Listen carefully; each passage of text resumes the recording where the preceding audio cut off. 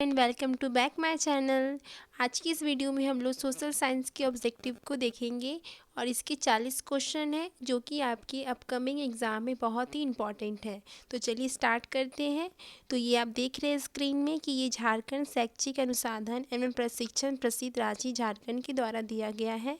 इसमें कुल 40 प्रश्न हैं और सभी के प्रश्नों के उत्तर अनिवार्य हैं। ठीक है, ये आप ध्यान दीजिएगा। उसके बाद है सबसे पहला क्वेश्चन है कि राष्ट्रवाद में एक निश्चित भौगोलिक क्षेत्र में रहने वाली जनता इसमें से किसके द्वारा जुड़ी होती है। तो क्या होगा, इसका तीनों ही ऑप्शन सही है, इसीलिए इसका आंसर नंबर डी इनमें से सही सभी होगा। सामान्य संस्कृति, समान इतिहास, भाषा और लोक परंपरा, तो इसमें तीनों ही ऑप्शन सही है। उसके बाद सेकेंड नंबर क्वेश्चन में जाते हैं हम लोग। जर्मनी के एकीकरण में प्रमुख भूमिका निभाने वाले बिस्मार्क कहाँ के चांसलर थे। क्वेश्चन में पूछा जा रहा है कि बिस्मार्क कहाँ के चांसलर थे। तो क्या होगा, प्रसा। इसका ऑप्शन नंबर सी इसका सही आंसर है। थ्री नंबर है सरदार वल्लभ भाई पटेल ने किस किसान आंदोलन का नेतृत्व किया था। तो इसका सही आंसर है खेड़ा आंदोलन। ये वीडियो को आप अपने क्लासमेट के साथ शेयर कीजिए ताकि ज़्यादा से ज़्यादा बच्चों को इनका आंसर पता चले, क्योंकि मॉडल क्वेश्चन में तो सिर्फ क्वेश्चन दिया गया है, उसका आंसर तो है नहीं। तो इस वीडियो के माध्यम से उन्हें उनका आंसर भी पता चले, इसलिए आप क्या कीजिएगा, इसको शेयर कीजिए अपने फ्रेंड के साथ। 4 नंबर क्वेश्चन है साइमन कमीशन भारत क्यों आए। 4 नंबर क्वेश्चन क्या है, साइमन कमीशन भारत क्यों आए। तो इसका पहला नंबर सही आंसर है भारत में संवैधानिक व्यवस्था की कार्यशैली का अध्ययन करने। साइमन कमीशन यहाँ पे क्यों आए थे, भारत में संवैधानिक व्यवस्था की कार्यशैली का अध्ययन करने के लिए। 5 नंबर क्वेश्चन है प्राचीन काल में किस स्थल मार्ग से एशिया और यूरोप का व्यापार होता था। तो कौन से मार्ग से होता था, रेशम मार्ग से। 5 नंबर क्वेश्चन का आंसर क्या है, बी। क्वेश्चन नंबर 6 है गाड़ियों के उत्पादन के लिए असेंबली लाइन का प्रयोग अमेरिका में सबसे पहले किसने किया था। तो इसका option number D Henry Ford ने सबसे पहले अमेरिका में असेंबली लाइन का प्रयोग किया था। उसके बाद है 7 number dawn of the century नामक चित्र में किसका महिमा मंडन है। तो क्या होगा, औद्योगिकरण का। ठीक है, ये आपका सारा हिस्ट्री का क्वेश्चन है। सोशल साइंस में हिस्ट्री, सिविक्स, ज्योग्राफी और इकोनॉमिक्स ये सारा मिला हुआ रहेगा और ये सब मिलाकर के 40 क्वेश्चन टोटल रहेगा। क्वेश्चन नंबर 8 में जाते हैं स्पिनिंग जेनी मशीन ने किस प्रक्रिया में वृद्धि की। तो स्पिनिंग जेनी मशीन ने कताई में वृद्धि की। उसके बाद 9 नंबर है भारत में पहला प्रिंटिंग मशीन किनके द्वारा लाया गया था। तो क्या होगा, पुर्तगालियों द्वारा। क्वेश्चन नंबर 9 का आंसर क्या है, पुर्तगालियों द्वारा। 10 नंबर क्या है, गेली क्या है। गेली एक धातुवीय फ्रेम है। क्वेश्चन नंबर 11 क्या है, यदि सरकार के विभिन्न अंगों विधायिका, कार्यपालिका और न्यायपालिका के बीच सत्ता का बंटवारा रहता है तो उसे सत्ता का डैश वितरण कहा जाता है। तो क्या होगा, क्षैतिज वितरण कहा जाता है। क्वेश्चन नंबर 12 है भारतीय संघ में इस समय है 28 राज्य और 8 संघीय क्षेत्र हैं। भारतीय संघ में कितने राज्य हैं अभी, 28 राज्य और 8 संघीय क्षेत्र हैं। 13 नंबर है मैक्सिको ओलंपिक की कहानी किस आंदोलन से संबंधित है।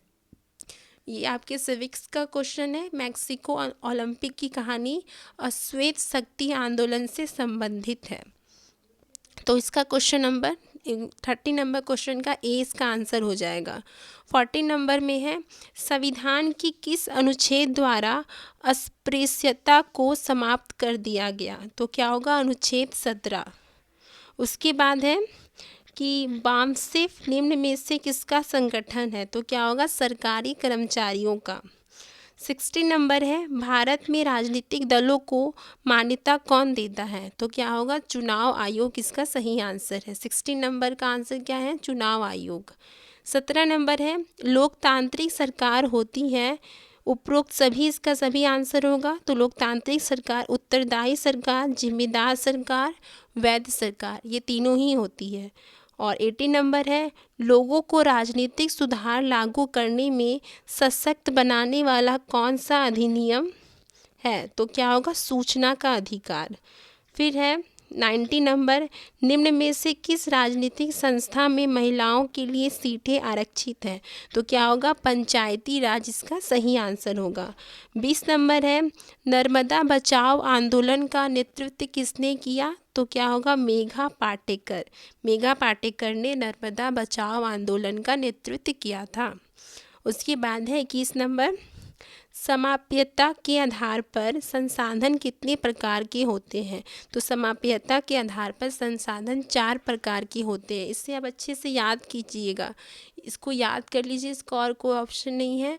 सोशल साइंस में आप जितना से ज़्यादा कोशिश कीजिए याद करने का, और समझने के लिए साइंस और मैथ है। सोशल आपको ज़्यादा से ज़्यादा याद ही करना होगा, और अगर आप ज़्यादा इंटरेस्टेड हैं तो आप इसके लेसन को पढ़िए। जब तक आप इसके लेसन को नहीं पढ़िएगा आप इसको अच्छे से नहीं समझ पाइएगा। डिटेल में समझने के लिए आपको हर एक दिन एक एक लेसन कंप्लीट करना होगा, उसको पढ़ना होगा लाइन बाय लाइन, तभी आपको समझ में आएगा। और अगर आपके पास टाइम कम है तो आप ज़्यादा से ज़्यादा कोशिश कीजिए कि ऑप्शन वाले जितना भी है उसको याद कर लीजिए। उसके बाद है, किस राज्य में काली मृदा मुख्य रूप से नहीं पाई जाती है? तो क्या होगा? राजस्थान नहीं पाई जाती है। ठीक है, महाराष्ट्र, गुजरात और मध्य प्रदेश, ये तीनों ही राज्य में काली मृदा पाई जाती है, लेकिन यहाँ पे लिखा हुआ नहीं पाई जाती है, तो राजस्थान में नहीं पाया जाता है। 23 नंबर में है, भारत में जैव विविधता को कम करने वाले कारक कौन है? तो इसमें तीनों ही आंसर सही है, उपरोक्त सभी। 24 नंबर में है, बहुउद्देशीय परियोजनाओं का कौन सा लाभ है? तो उपरोक्त सभी। बाढ़ पर नियंत्रण, सिंचाई की सुविधा, जल विद्युत उत्पादन, तीनों ही इसका आंसर सही है, इसीलिए ऑप्शन नंबर डी इसका सही आंसर है। चाय, कॉफ़ी, रबर, गन्ना, केला आदि किस तरह की फसलें हैं? तो रोपण फसलें हैं। 26 नंबर में है, भारत में धान की खेती मुख्य रूप से किस फसल ऋतु में की जाती है? तो कब की जाती है? खरीफ में की जाती है। 27 नंबर में है, निम्नलिखित कोयले की खानों में से कौन झारखंड राज्य में है? तो क्या हो जाएगा इसका सही आंसर? बोकारो। 28 नंबर में है, निम्नलिखित में से कौन एक आधारभूत उद्योग है? तो क्या होगा? लोहा इस्पात उद्योग। 29 नंबर में है, कारखानों द्वारा निष्कासित 1 लीटर अपशिष्ट से लगभग कितना गुना जल दूषित होता है? ठीक है, तो क्या होगा? 8 गुना।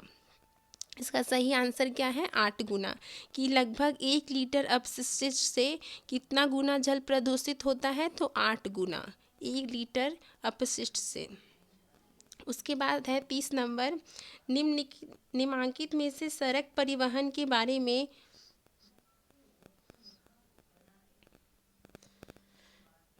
देखिए 30 नंबर क्वेश्चन में है कि निम्नलिखित में से सड़क परिवहन के बारे में कौन सा कथन असत्य है? तो क्या होगा? इसमें असत्य बोला गया है, तो रेलवे की अपेक्षा लागत बहुत अधिक है, ये कथन असत्य है। 31 नंबर में है, मानव विकास रिपोर्ट देशों की तुलना किस आधार पर करती है?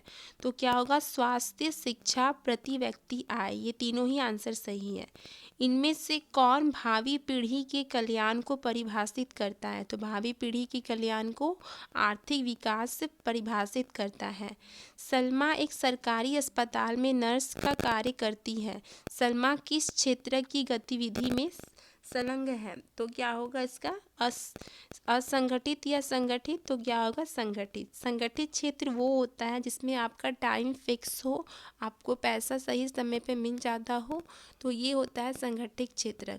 और असंगठित क्षेत्र क्या होता है? जिसमें आपका जॉब का कोई गारंटी नहीं है कि अभी है तो बाद में रहेगा कि नहीं, पैसा मिल रहा है तो सही समय पे मिल रहा है कि नहीं, तो इस तरह के कामों को असंगठित क्षेत्र में रखा गया है।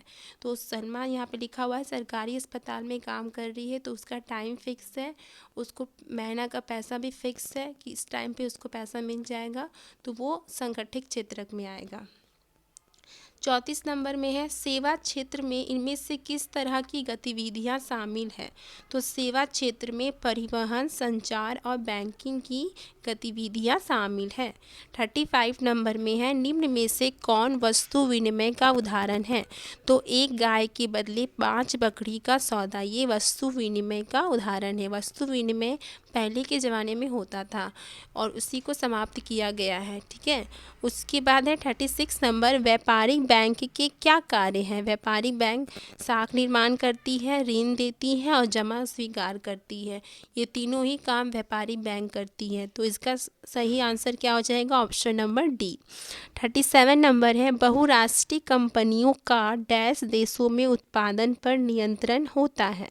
तो क्या होगा, बहुराष्ट्रीय है तो क्या होगा, एक से अधिक देशों में उत्पादन पर नियंत्रण होता है। 38 नंबर है फोर्ड मोटर किस देश की कंपनी है। तो अमेरिका की। उसके बाद है 39 नंबर हॉलमार्क किस प्रकार की वस्तुओं की गुणवत्ता का प्रमाणक चिन्ह है। तो क्या होगा, आभूषण। आभूषण के लिए हम हॉलमार्क का यूज़ करते हैं। राष्ट्रीय उपभोक्ता दिवस किस तिथि को मनाया जाता है। तो राष्ट्रीय उपभोक्ता दिवस 24 दिसंबर को मनाया जाता है। राष्ट्रीय उपभोक्ता दिवस 24 दिसंबर को मनाया जाता है। तो ये रहा आपके 40 क्वेश्चन। आप इसे अच्छे से नोट कर लीजिए और इसको याद कीजिए। मैप के लिए मैं अलग से वीडियो बना रही हूँ, तो उसको आप देखिएगा। वो वीडियो मैप की को बनाएंगे तो उससे आपको अच्छे से समझ में आ जाएगा, जिसमें से कोई एक मैप आपका एग्ज़ाम में रहेगा ही। तो इस चैनल को सब्सक्राइब कीजिए ताकि आपको नोटिफिकेशन मिल जाए हर एक वीडियो का, और अपने फ्रेंड के साथ शेयर कीजिए। और मेरे चैनल का नाम तो इतना सिंपल है, सुरभि NCERT, कि आप किसी को बता भी सकते हैं कि इस चैनल में इस तरह का अभी कंटेंट मिल रहा है। तो ज़्यादा से ज़्यादा इसको शेयर कीजिए ताकि मुझे भी मोटिवेशन हो कि हाँ कि मैं बना रही हूँ तो किसी को हेल्प हो रहा है। Thank you.